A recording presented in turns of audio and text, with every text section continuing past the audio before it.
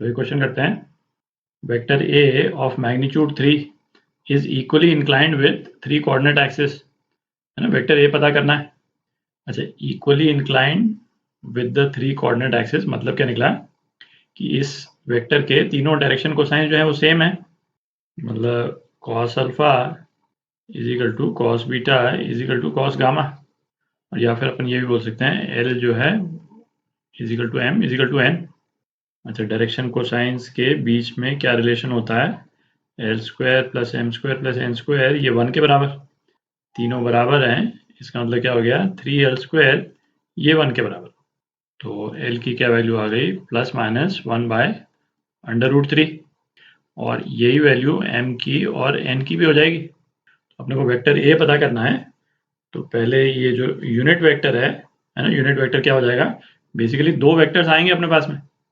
एक वेक्टर तो क्या हो गया, यदि अपन प्लस वाला साइन ले लें, plus 1 by under root 3 I plus J plus K, एक वेक्टर ये हो गया, और एक इसके एग्जैक्टली अपोजिट डायरेक्शन वाला वेक्टर है ना, एक यूनिट वेक्टर ये, एक यूनिट वेक्टर ये, है ना, minus 1 by under root 3 I plus J plus K. अच्छा, इस वेक्टर का मैग्नीट्यूड अपने को 3 दे रखा है, तो इसको 3 से मल्टीप्लाई कर देते हैं, है ना। वेक्टर आ जाएगा a1 जो वेक्टर जो है क्या हो गया, 3 से मल्टीप्लाई कर दिया, तो plus under root 3 I plus J plus के, है ना। और दूसरा वेक्टर क्या हो जाएगा, माइनस साइन आ जाएगा, तो यहीं प्लस माइनस लिख देते हैं, तो ये आपका आंसर। तो ये क्वेश्चन करते हैं, if direction ratios of a line are proportional to 1, 2 and 3, find the direction cosines of the line, है ना। ये अपने को लाइन दे रखी है, इसके डायरेक्शन रेशियोज 1, 2, 3 दे रखे हैं, तो अपन बेसिकली इसके पैरेलल एक वेक्टर बना लें, है ना। ये लाइन L बोल देते हैं इसको, और इसके पैरेलल वेक्टर ए के भी डायरेक्शन कोसाइन सेम ही रहेंगे। तो वेक्टर ए जो है इसको अपन क्या लिख सकते हैं, ये अपने को डायरेक्शन रेशियोज दे रखे हैं, तो डायरेक्शन रेशियोज के फॉर्म में अपन इसको इस तरह से लिख सकते हैं, ठीक।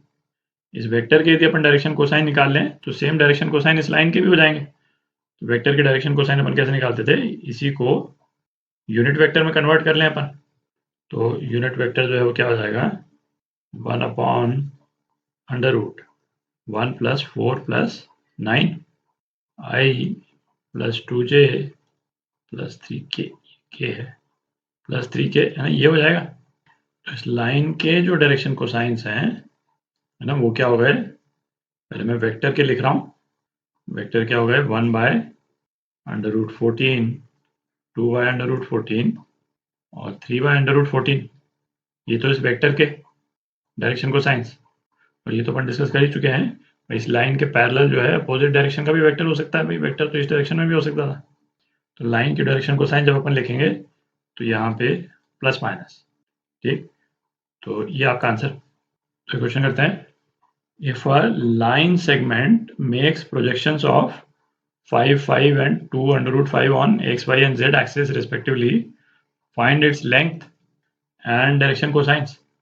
तो लाइन सेगमेंट के मैग्नीट्यूड का अपन ऐसा एक वेक्टर भी बना सकते हैं, जो वेक्टर, है ना, ये प्रोजेक्शंस बना रहा हूँ। इस वेक्टर को शुरू में मैं पहले यदि ये लिख दूँ, a1i plus a2j plus a3k, तो ये तो अपन देख ही चुके हैं भाई, ये a1, a2, a3 क्या है, प्रोजेक्शंस हैं, है ना, x, y और z एक्सिस पे। तो वेक्टर जो है वो क्या हो जाएगा, 5i plus 5j plus 2 root 5k, ये हो गया वेक्टर, वेक्टर का मैग्नीट्यूड, और इसके डायरेक्शन कोसाइन इस लाइन सेगमेंट के मैग्नीट्यूड और डायरेक्शन कोसाइन के बराबर होंगे। तो इसका मैग्नीट्यूड जो है वो क्या हो गया, अंडर रूट 25 प्लस 25 प्लस 50, तो ये क्या हो गया, 10 हो गया।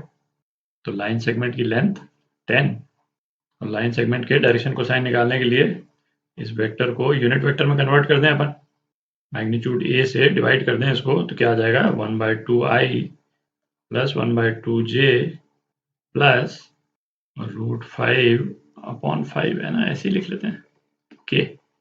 तो इस लाइन के लाइन सेगमेंट रादर, है ना, चूंकि लाइन सेगमेंट है तो अपने पास में एक ही डायरेक्शन कोसाइन आएगा, अपोजिट डायरेक्शन वाला नहीं आ रहा है, क्योंकि ये प्रोजेक्शन जो बना रहे हैं, है ना, पॉजिटिव पॉजिटिव और पॉजिटिव है, तो लाइन सेगमेंट एक ही डायरेक्शन में है, ऑब्वियसली इन्फिनिट लाइन नहीं है ये, तो डायरेक्शन कोसाइन जो है अपने क्या हो गए 1/2 और चलिए इसको ऐसे ले लेते हैं 1/√5।